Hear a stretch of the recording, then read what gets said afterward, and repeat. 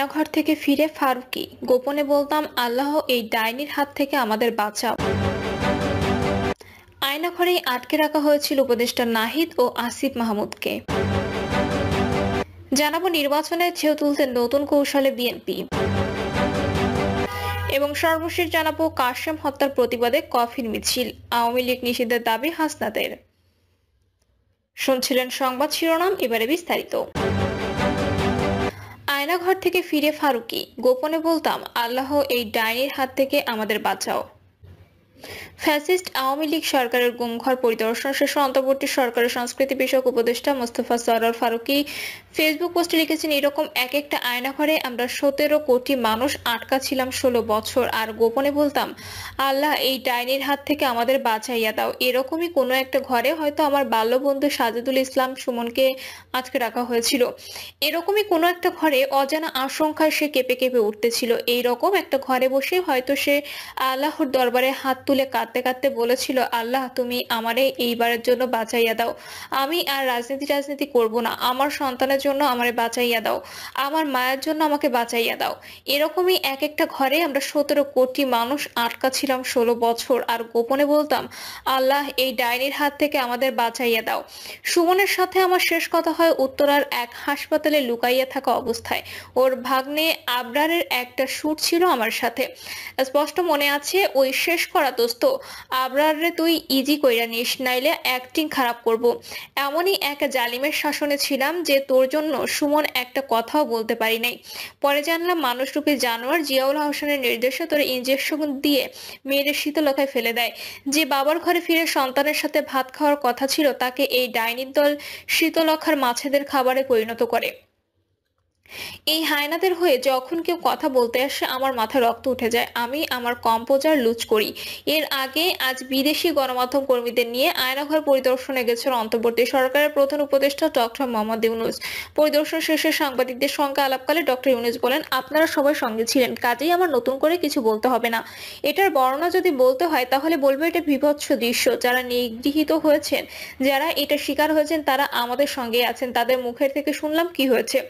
এটার কোনো ব্যাখ্যা নেই। তিনি আরো বলেন, এরকম টর্চার সেলের সংস্করণ সারা বাংলাদেশ জুড়ে নাকি আছে। কেউ বলে 800, কেউ বলে 900। গত সরকার আইয়ামে জাহেলিয়া প্রতিষ্ঠা করে গেছে সর্বক্ষেত্রে, এটা তার একটা নমুনা। আয়নাঘর জাতিকে ধ্বংস করতে না পারে প্রমাণ হিসেবে রাখতে সিলগালা নির্দেশ দিয়েছে প্রধান উপদেষ্টা। তিনি বলেন, মানুষের মনুষ্যত্ববোধ বলে যে কোনো জিনিস আছে, সেটার থেকে বহু দূরে গভীরে নিয়ে গেছে আয়নাঘরের এই বিভৎস দৃশ্য।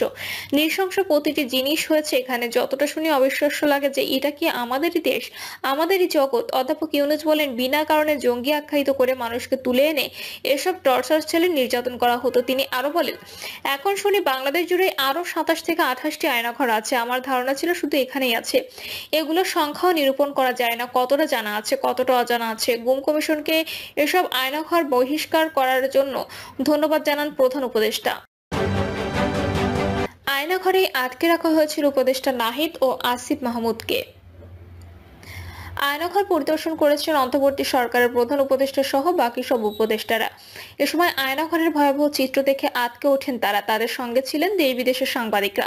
বৈষম্য বিরোধী ছাত্র আন্দোলনের সময় উপদেষ্টা নাহিদ ইসলাম ও আসিফ মাহমুদ সজীব ভুঁইয়াকে তুলে নেওয়ার পর ডিজিএফআই এর এই আয়নাঘরে আটকে রাখা হয়েছিল বলে বোমা ফাটান তারা।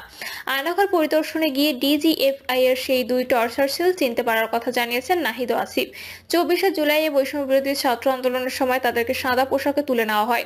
সে সময় তাদেরকে গুম করা হয়েছে বলেও ধারণা করা হয়েছিল। আয়নাঘর পরিদর্শনের পর উপদেষ্টা নাহিদ জানান, তাকে যে কক্ষে আটকে রাখা হয়েছিল সেই কক্ষের একপাশে টয়লেট হিসেবে একটি বেসিনের মতো ছিল। 5 আগস্টের পর এই সেলগুলোর মাঝের দেয়াল ভেঙে ফেলা হয়, দেয়াল রং করা হয়। পরিদর্শনের পর উপদেষ্টা আসিফ জানান, তাকে যে কক্ষে আটকে রাখা হয়েছিল সেই কক্ষের দেয়ালের উপরের অংশে খোপগুলোতে এক্সস্ট ফ্যান ছিল। ফ্যাসিস্ট হাসিনা তৈরি এই আয়নাঘরের বন্দী করে রাখা হয়েছিল বিএনপি সহ বিভিন্ন রাজনৈতিক দলের নেতাকর্মীদের। তাদের অনেককে গুম করে রাখার পর হত্যাও করে হাসিনা দোসররা। আয়নাঘর পরিদর্শন শেষে প্রধান উপদেষ্টা মন্তব্য করেন, সারা দেশে প্রায় 800টি আয়নাঘর রয়েছে। আয়নাঘরের ভেতরের চিত্র দেখার পর আটকে উঠেছেন নেটিজেনরাও। সামাজিক মাধ্যমে ভাইরাল হওয়া ছবি দেখে অনেকে দাবি জানাচ্ছেন ফ্যাসিস্ট হাসিনাকে দেশে ফিরিয়ে এনে বিচারের মুখোমুখি করার। নির্বাচনের ঢেউ তুলতে নতুন কৌশলে বিএনপি। দ্রব্যমূল্য নিয়ন্ত্রণ, আইন শৃঙ্খলা পরিস্থিতির উন্নতি ও দ্রুত নির্বাচনী রোডম্যাপ ঘোষণা সহ নানা দাবিতে সারা দেশে সমাবেশ করতে যাচ্ছে বিএনপি।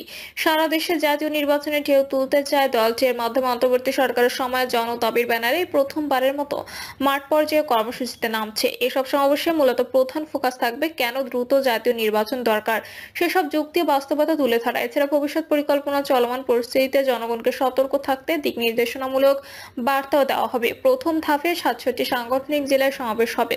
কাল একযোগে ৯ জেলার সমাবেশের মধ্য দিয়ে ধারাবাহিক এই কর্মসূচি শুরু হচ্ছে। সে অনুযায়ী সারা দেশে দলীয় নেতাকর্মীরা ব্যাপক প্রস্তুতি নিয়েছে। জেলার পর দ্বিতীয় ধাপে পর্যায়ক্রমে মহানগর ও বিভাগীয় সদরে সমাবেশ করবে। শেষ সমাবেশটি হতে পারে ঢাকা মহানগরে।